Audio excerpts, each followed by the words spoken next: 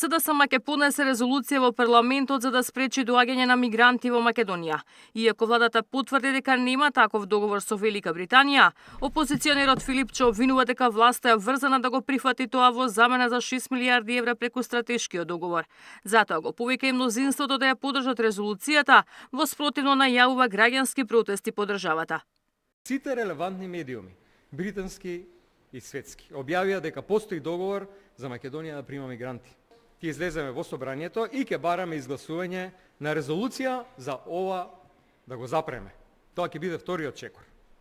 Доколку ВМРО ДПМН не излезе и не ја прифати оваа резолуција, ќе бидеме приморани понатаму да се бориме со сите демократски средства. Еден од нив е да ги повикаме сите граѓани на еден голем народен протест. По обвинувањата на СДСМ, премиерот му даде рок на Филипче и неговите соработници до напролет да бараат мигранти кои се дел од договорот со Велика Британија. Ако најдат барем еден, најави повлекување од политиката. Оставам простор до пролет, Венко Филипче, заедно со професорот Фрчковски, заедно со Андреј Жерновски, да бараат низ Македонија и да најдат мигрант кој што е дел од овој договор со Велика Британија. Или било каков договор, кој што сме го превземале. И ако најдат еден, јас трајно ја напуштам политиката. Во спротивно, они да ми се извинат на мене и на граѓаните што шират паника без потреба. Мислам дека е фер. Еве, ова јас го давам како понуда.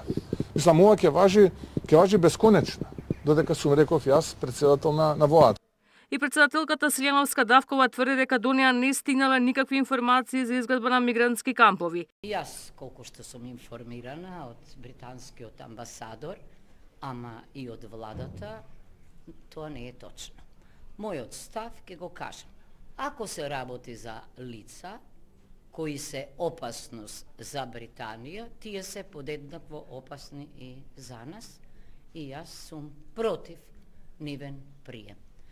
Меѓутоа, сега ова што го кажувате резолуција, ама прашањето е зашто резолуција ако ние немаме докази.